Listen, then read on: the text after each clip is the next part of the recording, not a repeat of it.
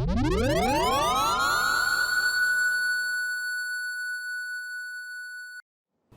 I'm Mike from Retro Boost. I got a question for you. I usually always open with a question, don't I? If you're a retro gaming enthusiast, how are you connecting your consoles to your televisions these days?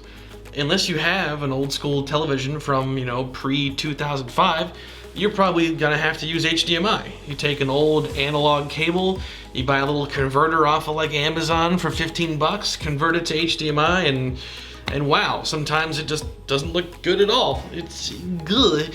You don't remember these game consoles looking that bad when you were a kid, but now all of a sudden on a modern day TV, it's like, gross.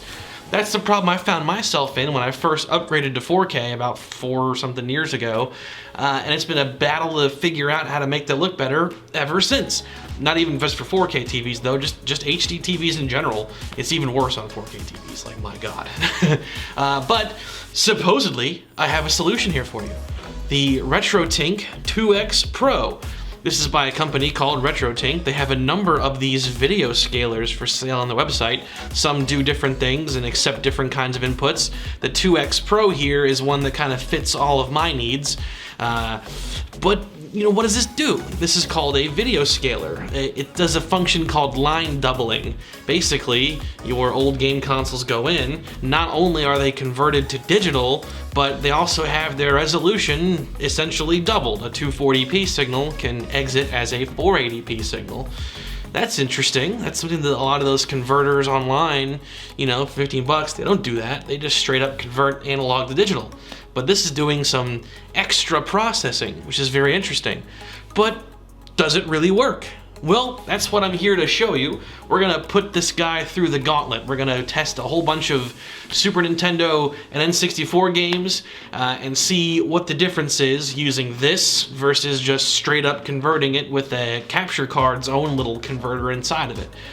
So we'll see if it's worth it.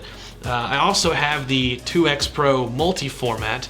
This one is recommended for more of the modern day consoles, that is consoles that are already capable of outputting 480p, like the Wii, for example. So we'll give this guy a shot too to see how it works out. So before we get into testing it, let's take a look at how this thing works, what the hookups look like, and all that good stuff. Let's see what we're dealing with here with the 2X. So very simple little device, very small. We've got a number of inputs and outputs on it. So first and most importantly are the analog inputs for component or composite. So pretty much any game console can plug into this right here. But we've also got S-Video. S-Video is a bonus because S-Video is superior to composite between the two options, but component being the real star of the show here. We've also got HDMI out, that would go to your TV or monitor, or whatever you're gonna use for your video. And then we've also got a micro USB for power, that's how it turns on. We've also got buttons for input, filter, and a couple of switches here. Input changes the actual toggle for which active port is being processed. You cannot plug in more than one thing at a time though, don't do that. And then filter actually changes some post-processing features on it. We'll go into that once I'm showing the actual footage.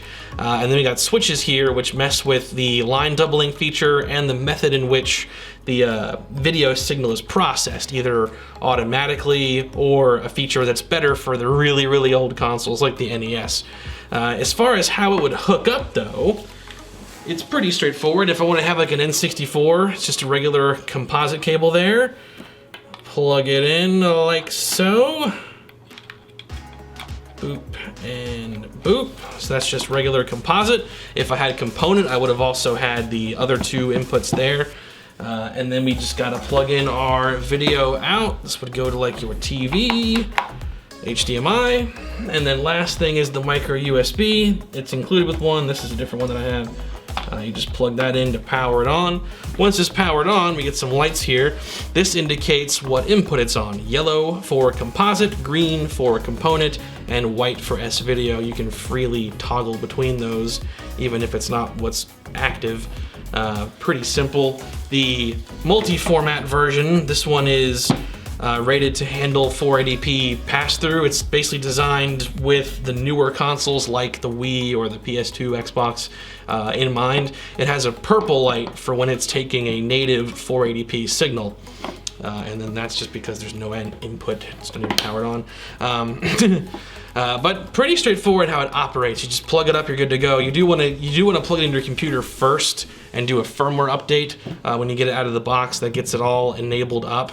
But pretty straightforward. If I was going to do component source instead, I would just do the same thing. It would just be the component cables versus composite. I like this model because it supports everything. It's great. So that's how the RetroTINK gets hooked up. As far as what my capture card does, it uses adapters as opposed to a system like this. So these inputs would plug into an adapter like this, which then plugs into the capture card. So these cables are just being routed into the capture card, and the capture card does the analog to digital conversion, versus this, where it's both taking the input, performing the conversion, and giving us a digital output. So, which one is better? Well, let's put RetroTINK to the test and see if all of these fancy features really measure up and give us a real difference. Let's get started with some Super Nintendo games.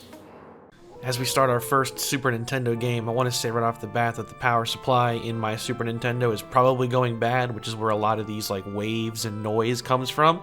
So depending on your setup, you may not experience this with mine. But let's start off by comparing Super Castlevania 4.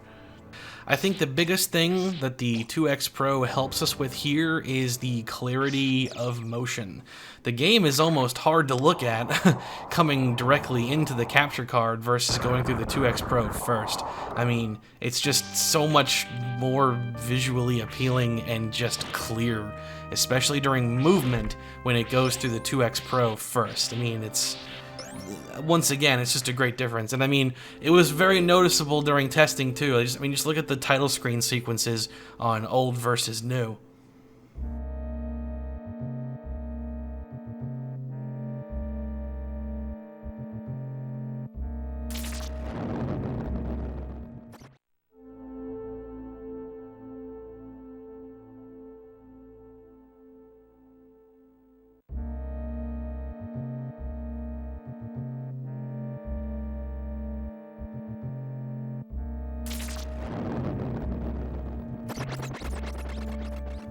Clearly the 2X Pro is doing a lot of work here, and it's noticeable. That's definitely really cool. I'm impressed so far.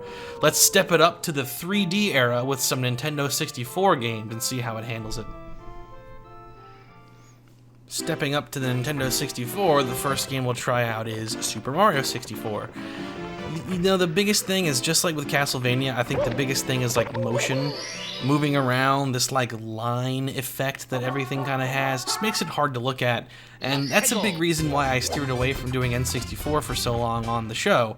It just doesn't look good. Switching it up to the RetroTINK 2X Pro, and wow, everything looks a lot cleaner.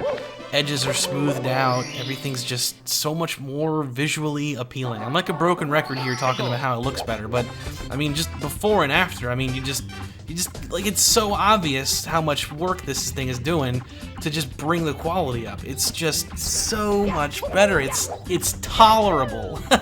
The video quality has gone from, oh my god, this makes me sick, to, wow, this is a game I can play now. I'm not going to sit here and act like it makes it look like it's an emulation or anything, but it is greatly improving the video quality that it was beforehand. Clearly, there is a benefit to this device. Before we move on to testing with the 2X Pro-M, I'll just show a couple other games, Star Fox 64 and Super Smash Bros. Before and after with the RetroTINK here.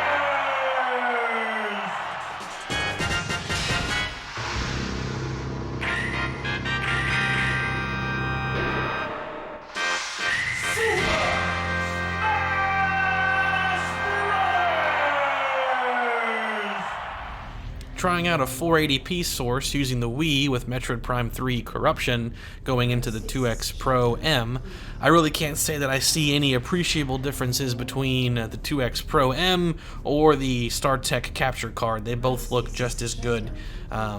There were moments where I thought that I may have noticed things that were like, oh, you know what, the 2X Pro did that better, but in retrospect, watching the footage back, I really can't find any differences.